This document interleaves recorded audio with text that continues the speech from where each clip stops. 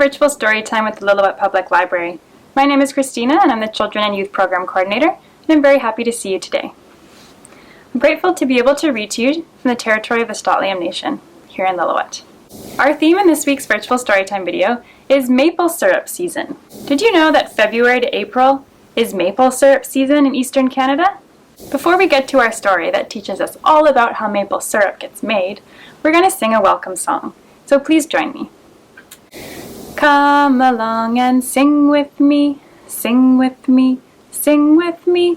Come along and sing with me today. Come along and clap with me, clap with me, clap with me. Come along and clap with me today. Can you tap? Tap your feet. Come along and tap with me, tap with me, tap with me. Come along and tap with me today. And because we're going to be reading a storybook today, we'll sing Come Along and Read With Me. Come along and read with me, read with me, read with me. Come along and read with me today. Nice job. So before we get to our story about maple syrup, we'll do one more little rhyme. This is one that's repeated from an earlier week's video. It's called Crisscross Applesauce. And it's kind of a little rhyme you can do when you're sitting, when you're snuggling with your little ones. You basically do it on their back. So I've got my little sheepy friend here that's going to be my little one. So if you're sitting behind them, you can go crisscross applesauce on their back. Crisscross applesauce. Spiders crawling up your back. So kind of tickle their back. Spiders crawling up your back. Tight squeeze. Squeeze. Give them a little hug. Cool breeze. Blow on their neck. And then, now you've got the shiveries. You can kind of tickle their back again. Now you've got the shiveries. So we'll do that one more time all the way through. Crisscross applesauce. Spiders crawling up your back. Tight squeeze. Cool breeze. Now you've got the shiveries. Ha ha ha ha. I'll do that one more time, just in the air here. Crisscross applesauce. Spiders crawling up your back. Tight squeeze. Cool breeze. Now you've got the shiveries. Usually that's fun that kids really enjoy. And it allows you to bond by spending that close time together. So our story today is called Maple Syrup Season. Do you like maple syrup? Have you had it on pancakes maybe, or waffles? Maple syrup, besides being delicious, is one of Canada's icons and national treasures. February to April is maple syrup season.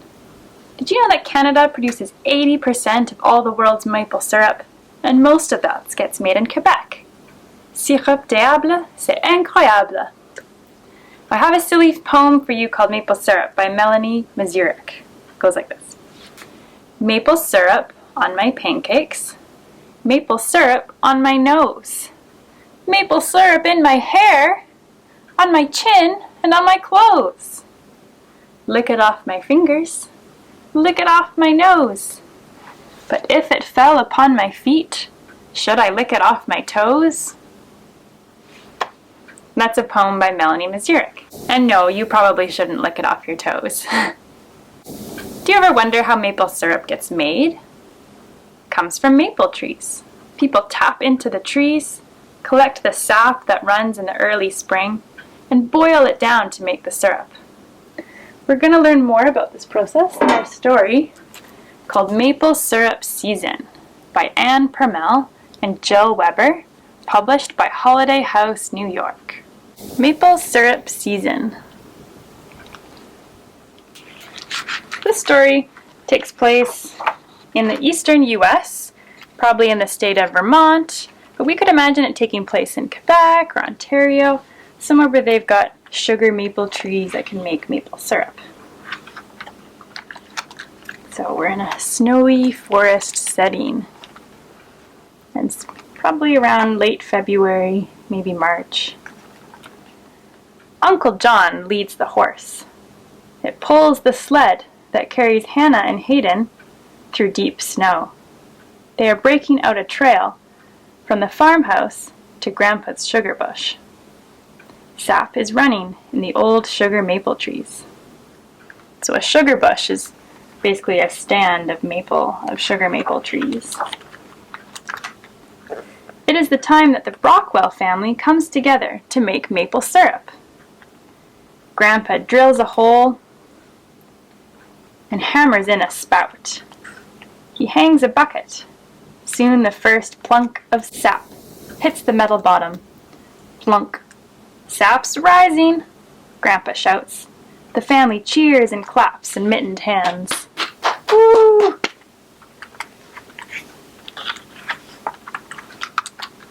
Grandpa, the uncles, and Dad drill holes. Two bigger cousins follow and clean out the holes with twigs. Grandma, Aunt Hattie, and Mom hammer in spouts.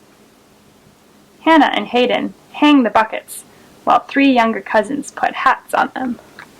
So these are the little hats, and they stop other stuff from dripping into the sap, like a cover.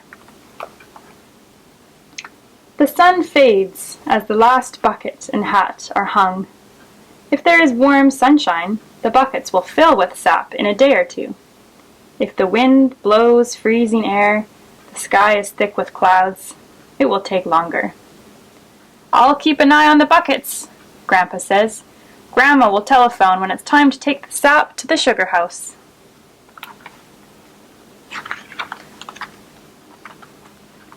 Three days later, the buckets brim with clear sap, and the family is back in Grandpa's sugar bush. Mom and Aunt Hattie prepare the sugar house. So a sugar house is kind of like a shack or a kind of a cabin where they have all the equipment to make maple syrup.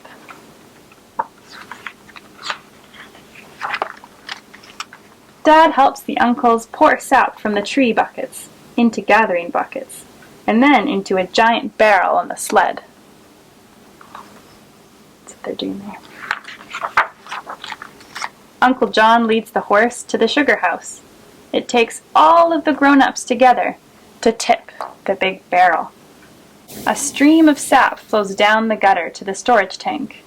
From the storage tank, sap now pours into the evaporating pans. Flames shoot from the firebox and lick the bottoms of the pans.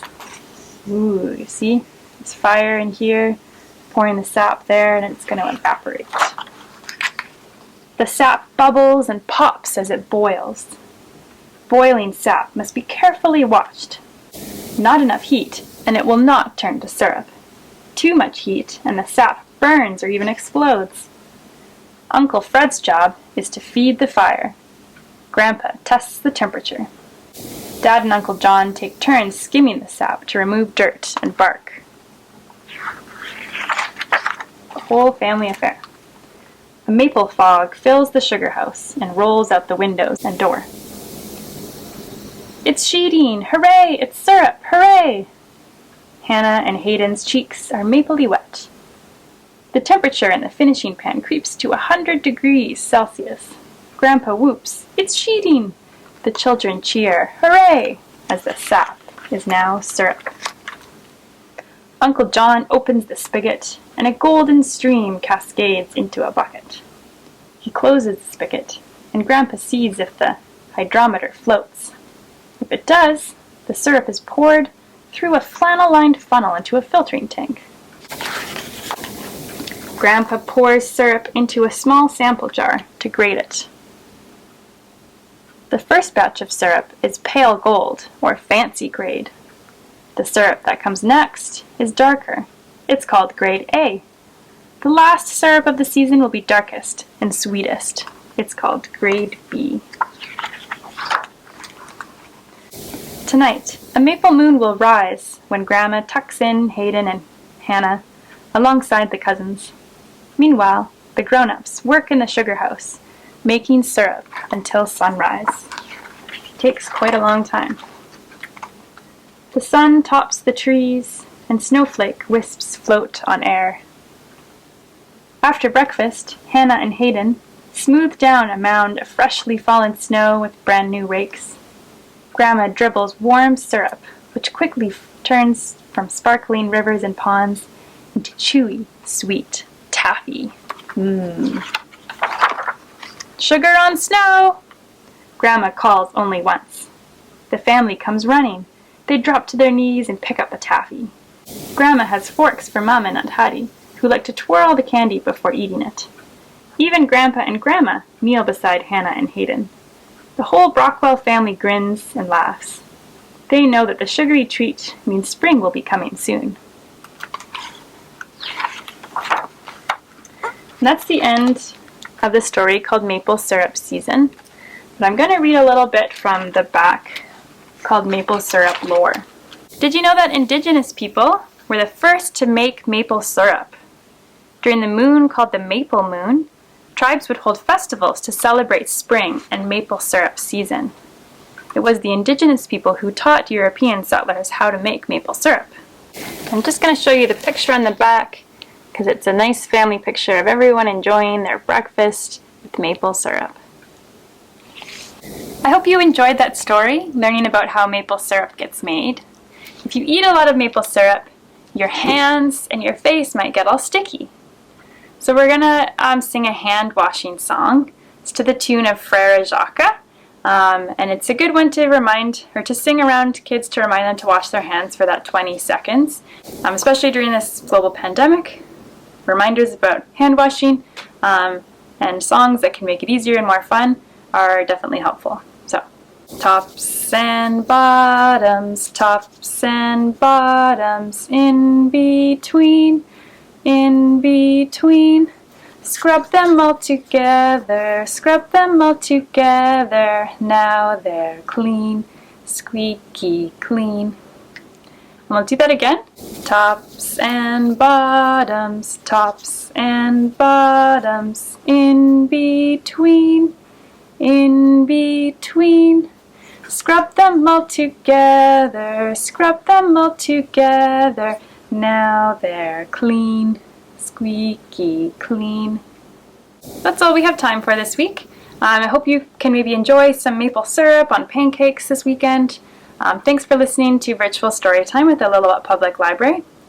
Reminder about our in-person program, Parent and Taught Outdoor Storytime. It's perfect for parents and caregivers with little ones ages 0 to 6. It's happening on Tuesdays at 10:30 to 11 at Conway Park until March 9th. We'll be physically distanced and encourage adults to wear masks. You can register by contacting Lillooet Early Years. We hope to see you there. We'll end our time together with a short goodbye song, so wave along with me.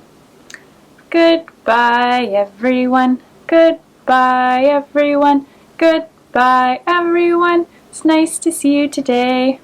All right, we'll see you next week. Goodbye.